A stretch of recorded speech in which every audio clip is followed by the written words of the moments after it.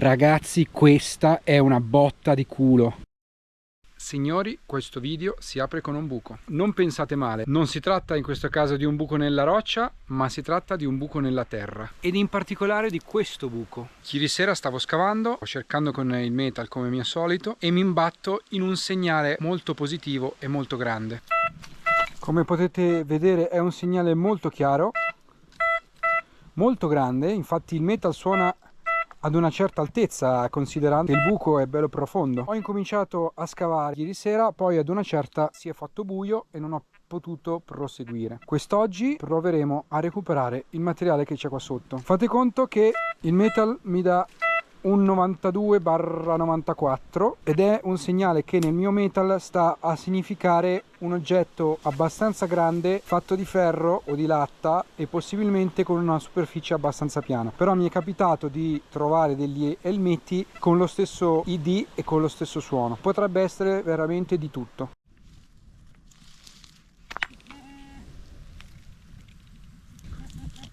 Mi indica in questa direzione, da questo lato, perché qua infatti non suona, ma suona di qua. Soltanto che il pinpointer può anche arrivare a segnalare un oggetto grande fino a 30 cm, quindi potrebbe essere necessario scavare parecchio.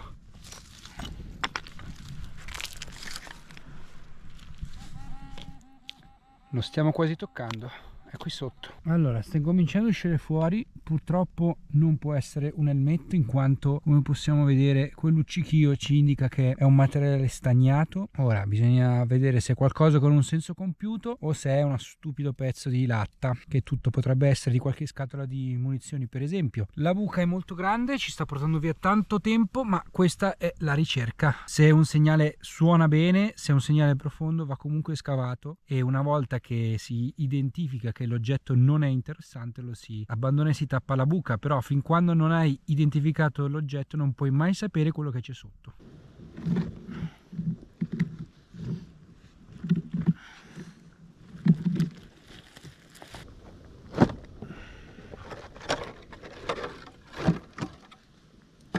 Attenzione. Signori, sembra una stupida latta, ma in realtà stanno uscendo delle scritte. Quindi trattasi di un lato di una cassa di trasporto in latta, appunto, ma sarebbe molto interessante capire cosa c'è scritto. Ora provo a pulirlo.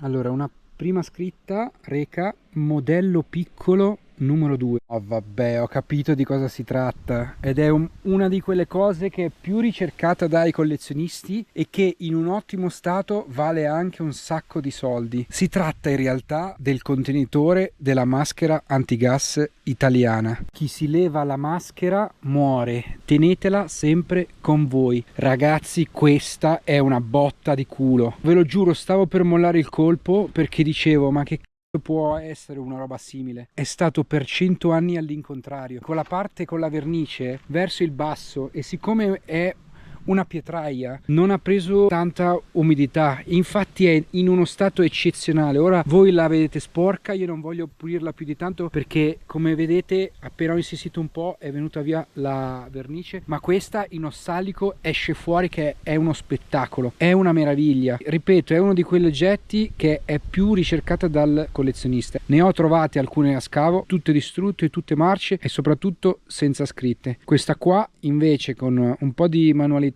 con un buon bagno in ossalico, esce praticamente tutta nuova. È una figata assurda, sono felicissimo. Oh yeah! Ora, per sicurezza, guardiamo bene dentro al buco anche senza metal, perché magari potrebbe esserci addirittura la maschera sotto. Credo di no, perché era aperta a libro. Diamogli una possibilità. Non me l'aspettavo, sono usciti un paio di chiodi e poi un bellissimo tappo di trasporto in zama di una benaglia.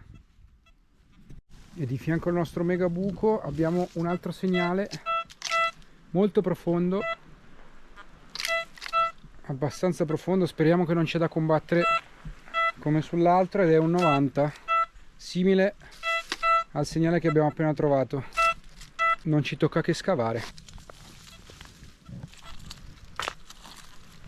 Allora, sicuramente non è tanto di qua, ma è più di qua.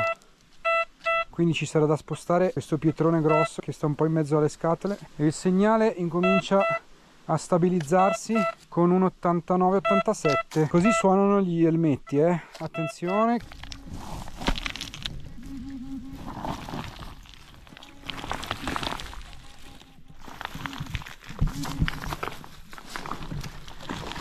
La cosa buona è che le pietre che sto togliendo di qua le sto mettendo per tappare la buca. Ragazzi, tappate sempre le buche perché oggettivamente sono brutte a vedersi. Segnale sempre più chiaro, sempre più stabili.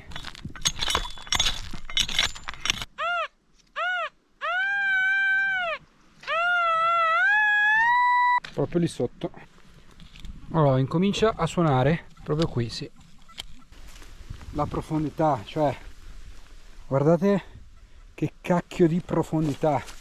Cioè, non so se mi spiego il livello di profondità di sto buco. Deve essere qualcosa di grosso, sicuramente è lamiera. Siccome però a fianco, proprio lì, è uscita una bellissima maschera antigas, può essere di tutto e non lo posso abbandonare qui. Un po' di pazienza. Signori, sembra effettivamente una calotta di un Adrian e non sembra nemmeno tanto schiacciato. Il problema è che è proprio inculatissimo, quindi non so se ce la farò. Sta andando via il sole, farò il possibile, altrimenti devo tornare domani. Non si vede più nulla, ci dobbiamo vedere domani. Certo che il recuperante non è certo un mestiere da femminucci. Sono 3 giorni che scavo senza sosta. Io ho la fortuna di avere un camper, quindi poter dormire in zona, ma pensate dover lasciare un Adrian lì sotto i sassi e non poter tornare nel giro di 1 o 2 settimane. Ora andiamo in van e vorrei spiegarvi un paio di cosette. Eccoci tornati in van, possiamo analizzare quello che abbiamo trovato con più precisione. Per chi non la conoscesse, trattasi di maschera italiana polivalente a protezione unica, modello 1916. Non si tratta del primo modello di maschera antigas in uso al Regio Esercito Italiano, in quanto venne utilizzata prima la Chami-chan Pesci, che era questa specie di maschera tampone, mentre questo è un modello già un pochino più evoluto e prodotto in maggior numero. Fu prodotto in 2 modelli differenti, il modello grande e il modello piccolo. Come si può leggere, questo è il modello piccolo numero 2, mentre il modello grande portava il numero 1. Questo quindi è il suo contenitore, sul quale c'era scritto: chi si leva la maschera muore, tenetela sempre con voi. Quindi un monito al soldato di portarla sempre con sé e di non dimenticarsela, specialmente quando era in prima linea. Vanno segnalati anche dei modelli di origine estera che furono utilizzati dagli italiani, in particolare la Small Box Respirator, del quale fra l'altro io qua vicino ho trovato anche dei raccordi, ed oltre a questo modello inglese furono adottate anche delle Mask M2 francesi. Possiamo vedere come questo contenitore sia in ottimo stato, sebbene abbia purtroppo dei buchi dovuti alla ruggine, ma tutto questo marroncino chiaro credo sia terra e se ne andrà subito. Ci sono delle macchie di ruggine più o meno invasiva, ma sono sicuro al 100% che con un buon lavoro, con un buon bagno di acido ossalico, tutto questo sparirà. Il bianco non ci sarà più, mentre il marrone verrà convertito in un meno fastidioso nero o comunque marrone molto più scuro. La figata dell'acido ossalico, oltre a mangiarsi la ruggine, tende ad far venire a galla, quindi ad esaltare la verniciatura. Questa scritta, che ora si vede abbastanza bene, con un bagno di acido ossalico ben fatto si vedrà benissimo. I miei colleghi recuperanti saranno sicuramente affascinati da un oggetto del genere, perché sanno benissimo che si possono trovare questi contenitori da scavo e sono riconoscibili appunto anche da questi 2 gancetti che sono presenti, che servivano appunto per mettere il cordino per essere portato a tracolla. Ma chi recupera sa benissimo che trovarla in queste condizioni, con delle scritte già così vive, belle a vista, è un avvenimento più unico che raro. Ripeto, sono delle maschere molto quotate. Ho visto andare in siti d'asta solamente la custodia, ovviamente completa con il tappo, ma senza la maschera, a 600-700 euro, solamente perché i collezionisti sono in cerca di questa questa parte qui, perché ovviamente questa parte qui invece non ha scritte. Sono strafelice, è un pezzo per il quale vale la pena spendere tempo e restaurarlo nel modo migliore. Per questo farò un video in futuro sul restauro di questo pezzo per farvi vedere come esce fuori. Vi insegno anche il retro, che è praticamente tutta terra, però si può vedere come la stagnatura sia ancora bella viva. Domani è l'ultimo giorno di ricerca sul fronte italiano e mi dedicherò sicuramente a recuperare quello che credo che sia un Adrian al 90%, ne sono quasi sicuro, non so però in che condizioni si trovi. Se non volete perdere il video del recupero di questo elmetto, iscrivetevi e attivate la campanella. Un saluto e alla prossima!